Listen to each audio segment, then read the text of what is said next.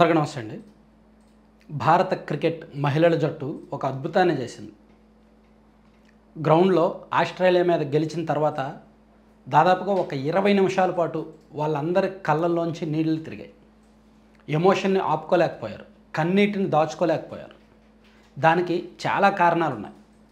ఆ భావోద్వేగం వెనక కొన్ని జ్ఞాపకాలు ఉన్నాయి, కొన్ని అనుభవాలు ఉన్నాయి. సో ఖచ్చితంగా ఒక పెద్ద పోరాట పటిమ ఉంది. వాళ్ళు నిజంగా కప్పు గెలిచినంత సంబరాలు చేసుకున్నారు. ఆ సంబరాల్లో అర్థం ఉంది. ఎందుకంటే వాళ్ళు గెలిచిన జట్టు ఒక అసాధారణమైన టీం. ప్రపంచ క్రికెట్లో ఆస్ట్రేలియా ఆధిపత్యం ఏమిటి అనేది మనం పురుషుల క్రికెట్ జట్టు చూస్తేనే అర్థమవుద్ది. కానీ వాళ్లకు మించిన రీతిలో మహిళల క్రికెట్ జట్టు ప్రపంచ క్రికెట్లో, ఉమెన్ క్రికెట్లో ఆధిపత్యం చెలాయిస్తూ వస్తుంది. సో ఆస్ట్రేలియా మీద ఇటువంటి టోర్నమెంట్స్లో గెలవడం చాలా కష్టం. ప్లస్ నాకౌట్ దశలో సెమీఫైనల్ లాంటి పోటీలో వాళ్ళు అంత భారీ లక్ష్యాన్ని విధించిన తర్వాత కూడా గెలవడం అంటే అంత ఆషామాషి వ్యవహారం కాదు. అందుకే క్రికెట్ టీంలో ప్రతి సభ్యులు కూడా 140 కోట్ల మంది హృదయాలను టచ్ చేశారనమాట. భారతదేశంలో ఉన్న ప్రతి క్రికెట్ అభిమాని గుండెల్లో కూడా శాశ్వతంగా నిలిచిపోయే ముద్ర వేశారు. సో ఎందుకు ఇంత గొప్పతనం ఏంటి, ఇంత క్రెడిట్ ఎందుకు ఇవ్వాలి ఉమెన్ క్రికెట్ టీంకి అనేది మనం చెప్పుకోవాలంటే ఆస్ట్రేలియా టీం గురించి చెప్పుకోవాలి.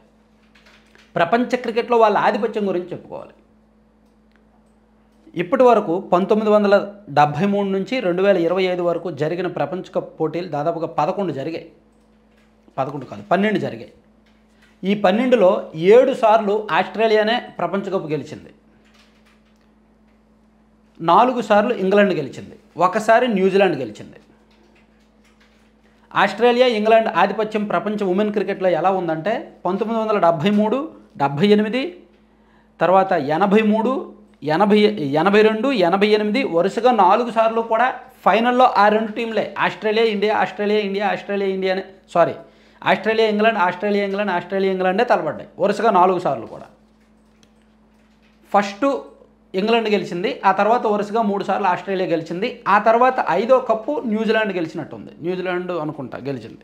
అంటే అంతగా ఆధిపత్యం ఉందన్నమాట.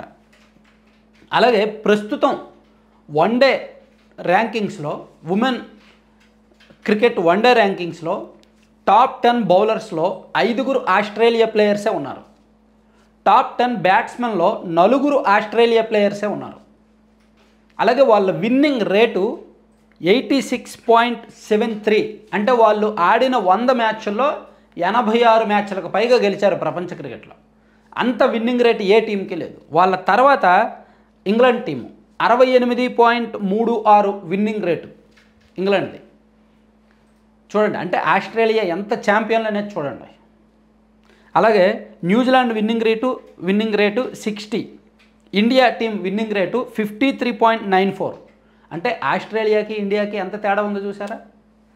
టాప్ 10 బ్యాట్స్మెన్లో ఆస్ట్రేలియా వాళ్ళు 4 ఉంటే ఇండియా నుంచి ఒకే ఒక్కరు ఉన్నారు, స్మృతి Mandanna, world number 1 batter వన్డేస్లో.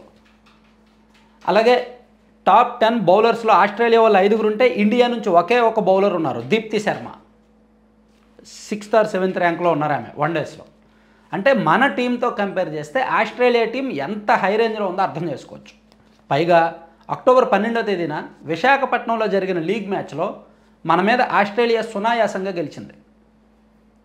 First batting చేసిన Indian women cricket team 330 runs చేస్తే 331 రన్స్కి ఆల్అవుట్ అయ్యారు. ఆస్ట్రేలియా చాలా ఈజీగా చేసింది. 49 ఓవర్లలో 332 స్కోర్ చాలా ఈజీగా చేశారు. సో ఆ అనుభవం, అంటే ఆస్ట్రేలియా క్రికెట్ టీం పరంగా వాళ్ళ స్ట్రాంగ్ టీము, వాళ్ళు దూకుడుగా ఆడతారు, వాళ్ళ మాటలను తట్టుకోవడం కష్టం, ప్లస్ వాళ్ళ ఆధిపత్యాన్ని తట్టుకోవడం కష్టం. అటువంటిది వాళ్ళు సెమీఫైనల్ నాకౌట్లో ఫస్ట్ బ్యాటింగ్ చేసి 338 భారీ స్కోర్ చేశారు. సో ప్రపంచ అగ్రశ్రేణి బౌలర్లు ఉన్న ఆస్ట్రేలియా మీద 339 రన్స్ చేయడం అంటే ఆషామాషి వ్యవహారం కాదు. సో చేజింగ్కి దిగిన ఇండియా టీం ఆడారు, మంచి పునాదులు వేశారు. ఆ తర్వాత కెప్టెన్ హర్మన్ ప్రీత్ 89 విలువైన రన్స్ చేశారు. అలాగే అందరికంటే ఎక్కువ మనం చెప్పుకోవాల్సింది యాక్చువల్లీ విన్నర్, మ్యాచ్ విన్నరే కాదు, ప్లస్ ఇండియాలో ఉన్న క్రికెట్ అభిమానుల అందరి హృదయాల విన్నర్ కూడా జెమిమా రోడ్రిగ్స్ 127 రన్స్ చేశారు.